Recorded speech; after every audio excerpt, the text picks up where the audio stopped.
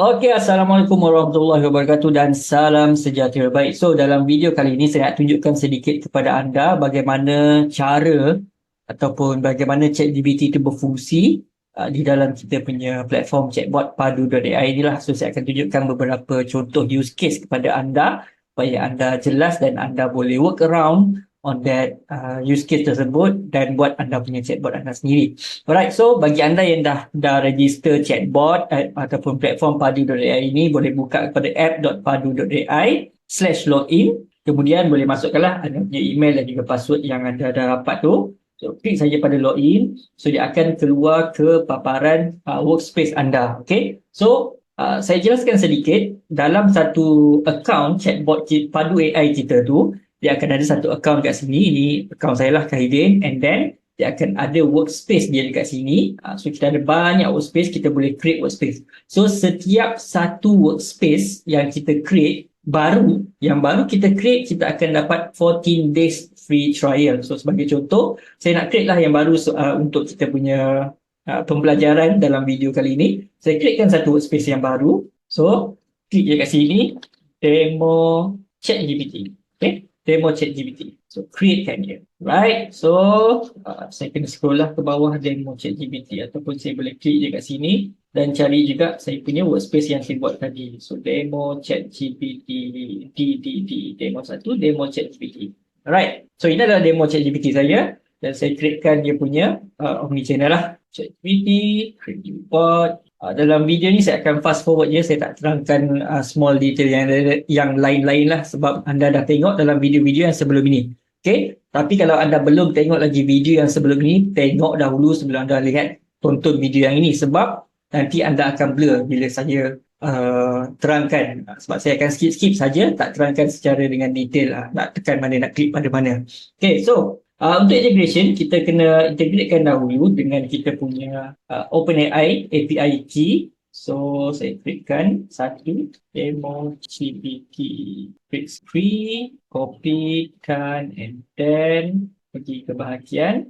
Saya ada buatkan video tutorial khas untuk cara kita nak integratekan ChatGPT ni. Alright, so settle. Okay, so katakanlah bila customer masuk, kita dah terangkan dia punya, kita dah buatlah dia punya greeting text apa semua kat situ, and then dia ada soalan yang dia tanya dan kita nak soalan tu kita dia tak klik pada button ataupun tak ikutlah instruction yang kita suruh tu, tapi dia tanya some question. So kita nak benda tu diproses oleh ChatGPT. So ChatGPT yang akan tolong bantu kita jawabkan, kan? Right. So let's say katakanlah kat sini kita letakkan contoh salam.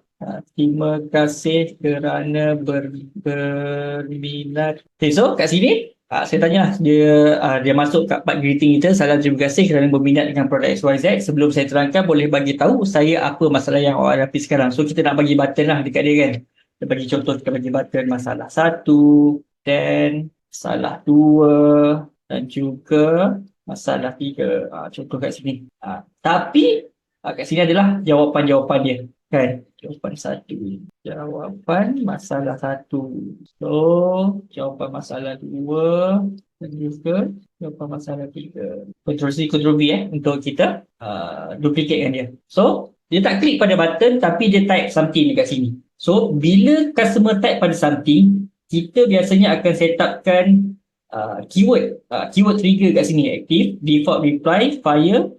Kita akan masukkan dia mungkin dekat dalam satu flow yang barulah, ataupun default reply kat sini sebagai contoh. Kita masukkan default reply. So bila customer tak klik pada button, dia klik something kat sini, automatically dia akan fire dekat dalam kita punya default reply dekat sini. So dekat dalam default reply inilah yang biasanya kita akan set up kita punya what we call ChatGPT kita tu untuk jawab soalan-soalan dia. Okay, so kat sini kita boleh ambil yang ni, kita dah integratekan tadi. So integration OpenAI. And then dekat dalam integration OpenAI ni, dia akan ada pelbagai jenis function lah yang dia ada, iaitu chat completion, text completion, assistant completion, embedding, intent, models, image vision, audio, file, assistant, thread, message, runs. Okay, run last sekali. Tapi saya pun tak menggunakan kesemuanya sekali. Kebiasaannya saya hanya menggunakan create chat completion saja. So dalam create chat completion ini pula, dia ada sistem message, dia ada message dan dia ada remember history.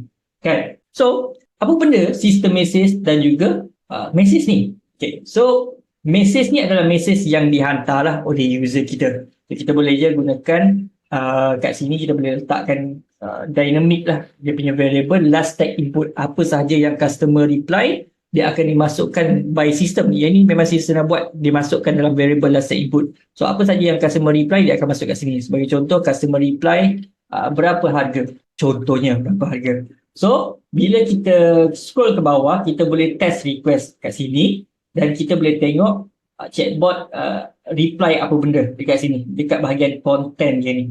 Kan? So dekat konten ni, maaf saya tidak bisa memberikan harga kerana saya hanya sebuah program komputer dan tidak memiliki kemampuan untuk menjual produk atau jasa. Sila memberikan informasi lebih detail agar saya bisa membantu dengan pertanyaan anda. So nampak kat sini bot ni blank, tak tahu apa yang perlu dijawab. So apa yang perlu kita buat adalah kita perlu masukkan segala konten-konten yang kita nak ataupun konten-konten tentang produk kita ke dalam sistem message ini. Tapi dia ada structure dia juga yang anda boleh follow. Yang pertama adalah reply format. Okay? Yang pertama adalah reply format. Yang kedua adalah product info. Biasanya dia akan ada dua lah.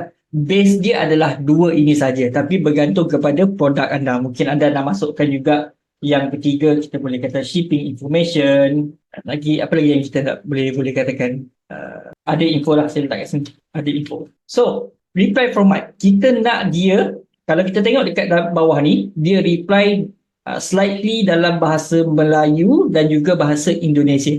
So, kita boleh masukkan kat dalam ini, reply format ni, converse using bahasa rojak, but keep it professional. Product info, katakanlah kita jual insurance lah, sebab saya sekarang tengah buat run insurance kan. So, product name, masukkan saja apa saja info. Insurance detox. Product price, 1 botol RM 97, 2 botol RM 147, 3 botol RM 247. Contoh, shipping information, free postage dan COD untuk Semenanjung, Sabah, Sarawak dan Labuan, tambah RM 10. Okay. Ajar ni benda-benda macam ni. Dan ada info lah, ada info macam mungkin katakan cara penggunaan ke, minum sehari sekali sebelum tidur. Just campurkan cukup detox dengan 120 ml air di dalam shaker yang diberikan, goncang dan terus minum. Senang je, contoh itulah.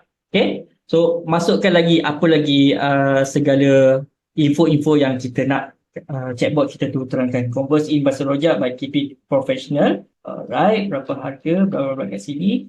And kita test request lagi sekali. So, kita nak tengok dulu cukup tak information kita bagi. Okay. So, kat sini dia bagi, bro, harga untuk insurance itu ni 97 for 1 botol, 1 and then plus free postage and COD untuk Semenanjung. Kalau Sabah, Sarawak dan Labuan, tambah 10 je. Best kan? Kalau nak order, boleh minum sehari sekali sebelum tidur. Campurkan sayur, macam ni.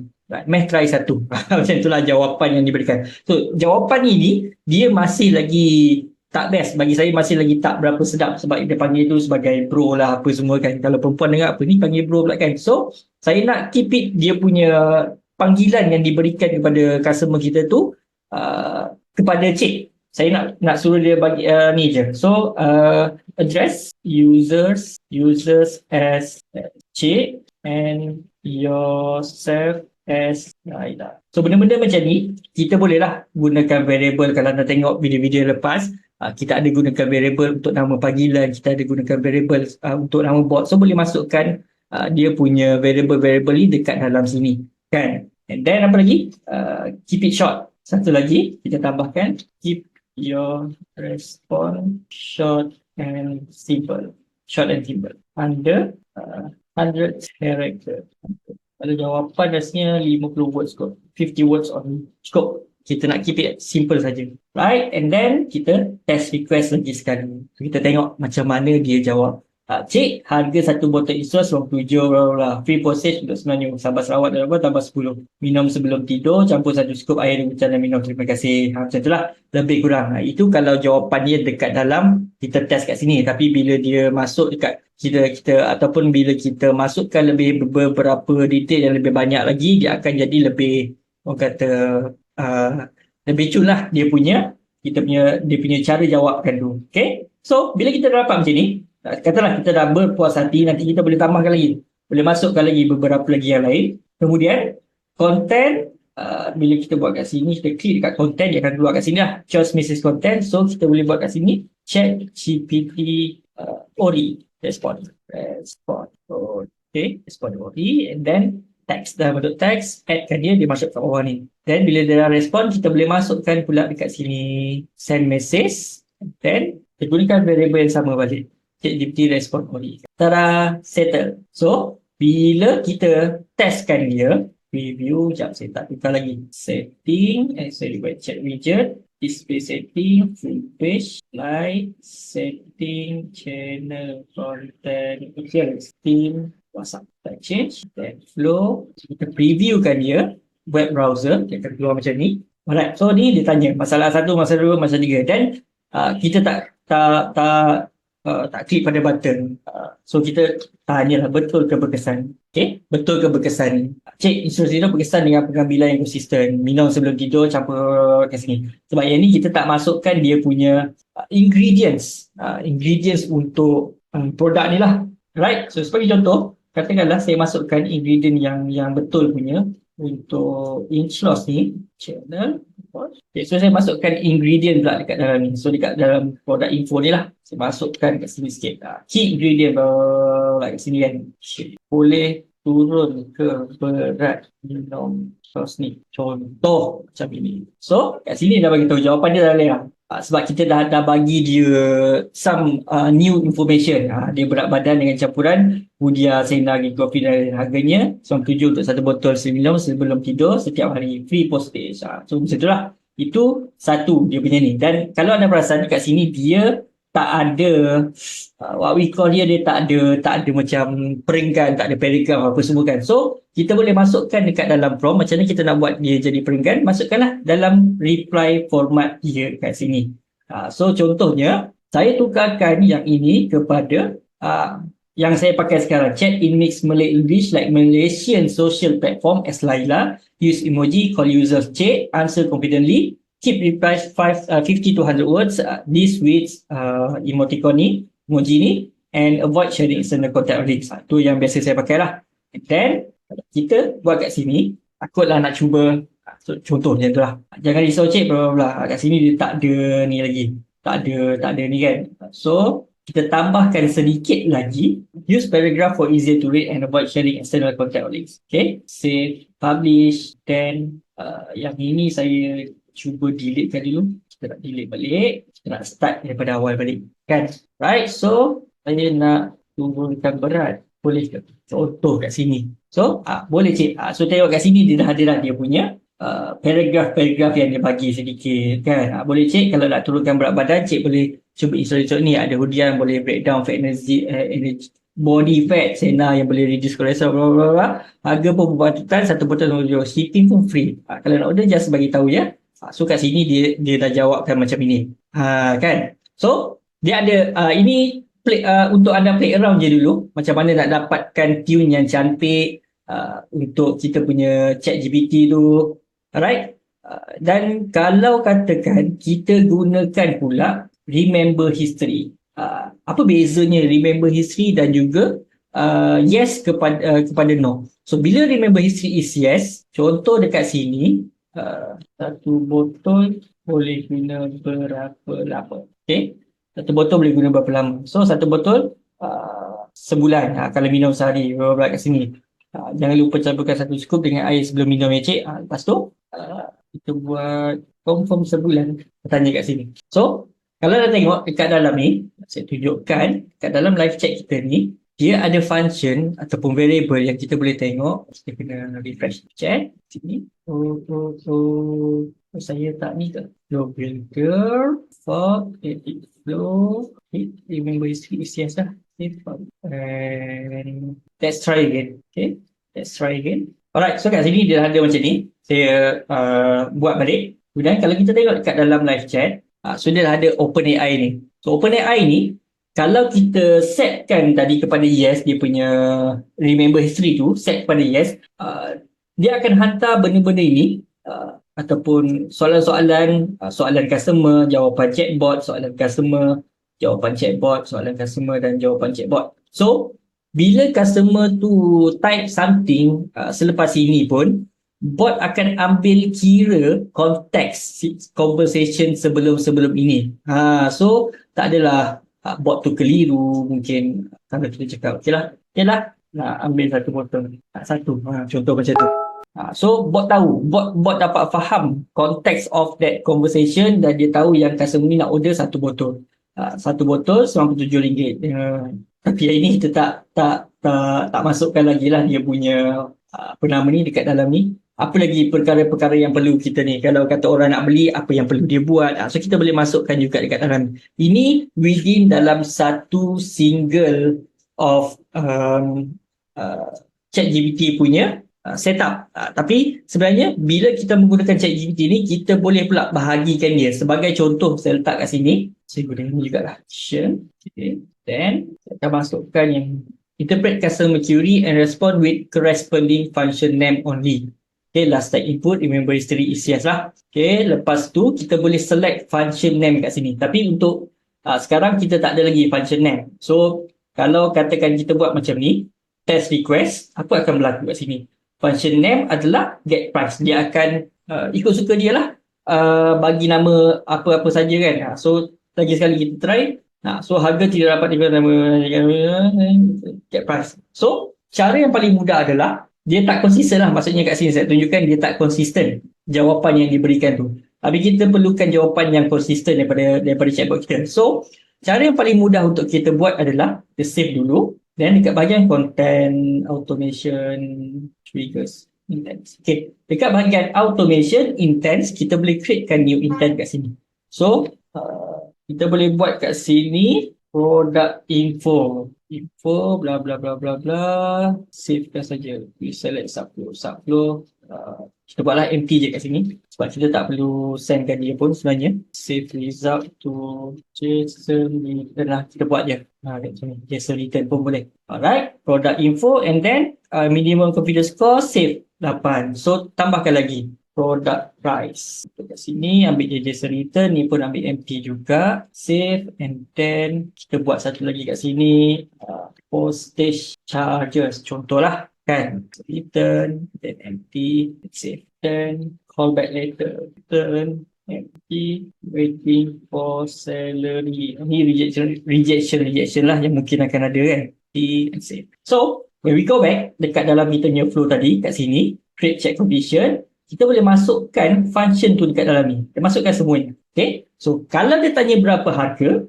apa jawapan yang akan diberikan adalah product price. Kat sini. Dia akan bagi product price. Right? So, apa yang boleh kita buat adalah, masuk dekat sini, condition, add condition, and then ChatGPT response, contain, banyak kita ada tadi Kita buat dulu. Product price. So, lagi, new window, channel, support, calculation, intent, dan ada product info. Kita masukkan kat sini banyak-banyak segala yang kita ada.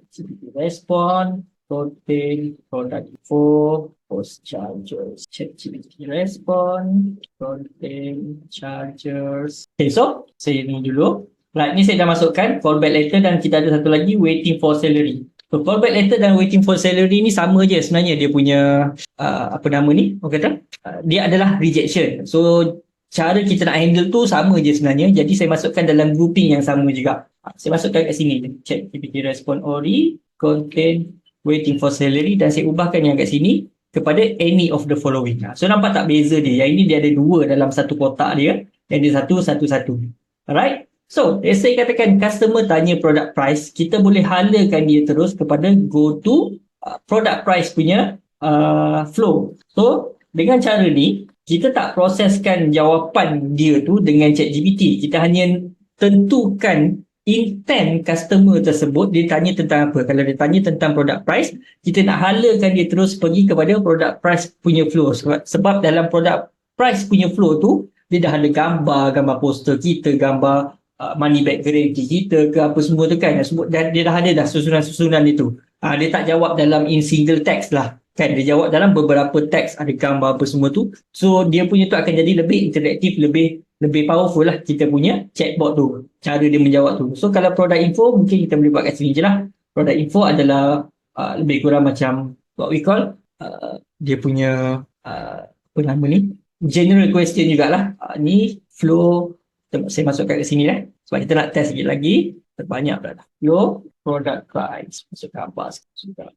Okay. So, settle kat sini. So, ini sambungan lah. Adalah sambungan-sambungan dia kan. And then, dekat dalam default ni tadi. So, apa lagi? Yang ini, ChatGPT respond, postage charges.